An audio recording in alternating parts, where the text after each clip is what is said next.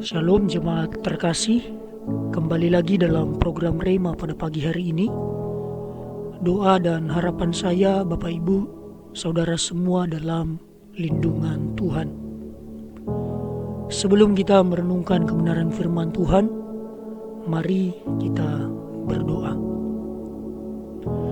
Tuhan Allah kami yang baik, kami sangat bersyukur kepadamu buat kebaikan Tuhan, berkat Tuhan yang masih kami rasakan hingga sampai saat ini.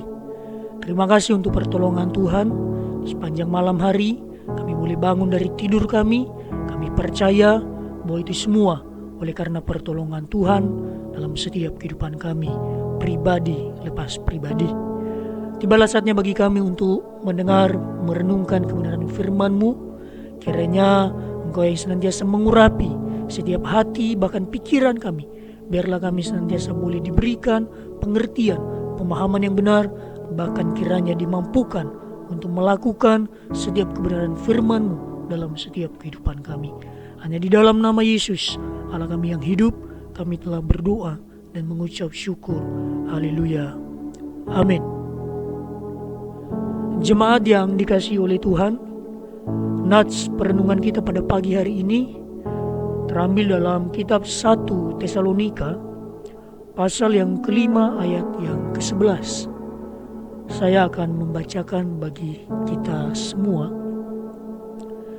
Karena itu nasihatilah seorang akan yang lain dan saling membangunlah kamu seperti yang memang kamu lakukan. Tema perenungan kita pada pagi hari ini yaitu sikap dalam menasihati. Kata menasihati barangkali bukanlah satu kata yang asing atau yang jarang kita dengar, sebab kata menasihati atau nasihat merupakan hal yang sering kita temukan baik di dalam keluarga, di dalam gereja, bahkan di dalam lingkungan pendidikan di sekolah. Sehingga tidak heran jikalau kita melihat bahwa orang tua menasihati anaknya, hamba Tuhan menasihati jemaat, bahkan guru menasihati siswanya. Tentunya menasihati bukanlah sesuatu hal yang salah, sebab jikalau kita melihat arti menasihati dalam Kamus Besar Bahasa Indonesia memiliki arti yang pertama yaitu ajaran atau pelajaran baik. Arti yang kedua yaitu anjuran yang baik. Dari pengertian tersebut dapat kita simpulkan bahwa menasihati bukanlah sesuatu hal yang salah, tetapi sesuatu hal yang tentunya baik untuk dilakukan.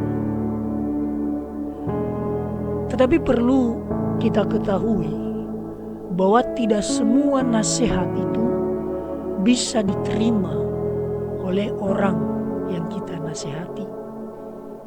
Sehingga perlu sekali ada sikap di dalam menasihati. Dan inilah yang ditekankan oleh Rasul Paulus kepada jemaat-jemaat yang ada di Tesalonika pada saat itu, di mana di dalam menanti kedatangan Tuhan kedua kali, jemaat-jemaat Tesalonika harus saling menasihati sebagai saudara-saudara seiman, tetapi tidak sembarangan di dalam memberi nasihat. Ada sikap di dalam memberi nasihat tersebut. Lalu bagaimana sebenarnya sikap di dalam menasihati? Baik menasihati saudara-saudara seiman, baik menasihati orang tua menasihati anaknya, dan lain sebagainya. Dalam pembacaan kita pada pagi hari ini, dalam satu perikop pasal yang kelima ayat 1 sampai dengan ayat yang ke-11, setidaknya ada 3 sikap yang harus kita lakukan di dalam menasihati orang lain.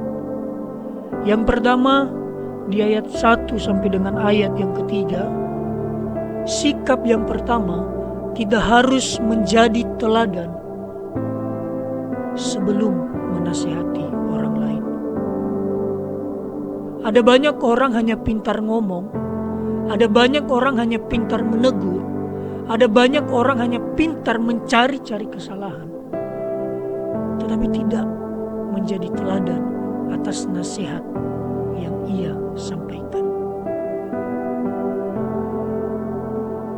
Ada banyak orang hanya melihat kesalahan orang lain, tetapi kesalahan tersebut ia lakukan di dalam kehidupannya sehari-hari. Sehingga firman Tuhan pada pagi hari ini kembali mengingatkan kita, mengajarkan kita bahwa ketika engkau menasihati siapapun, hendaklah nasihat itu engkau teladani terlebih dahulu di dalam hidupmu sebagai orang percaya. Jangan sampai engkau menasihati anakmu, jangan melakukan begini, tetapi orang tua melakukan hal demikian. Dan itu tidak efektif dan tidak akan bisa diterima. Karena anak akan melihat apa yang dilakukan oleh orang tuanya. Itu hanya salah satu contoh. Dan ada banyak contoh lain yang tentunya menunjukkan keteladanan kita dalam memberi nasihat. Lalu sikap yang kedua dalam menasihati, ayat yang keempat sampai dengan ayat yang ketujuh. Kita tidak boleh egois di dalam menasihati, tetapi kita harus menunjukkan hidup sebagai anak-anak terang. Ada banyak orang menasihati dengan motivasi yang salah. Bahkan sungguh disayangkan jikalau kita menasihati sesama saudara seiman kita untuk menjatuhkannya. Dan itulah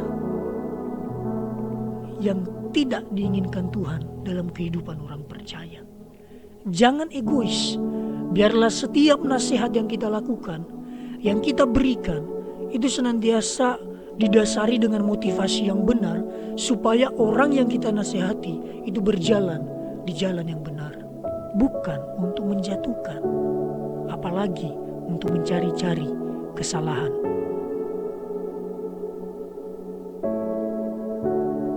Dan yang terakhir, jemaat yang dikasihi oleh Tuhan, ayat yang ke-8 sampai dengan ayat yang ke-11.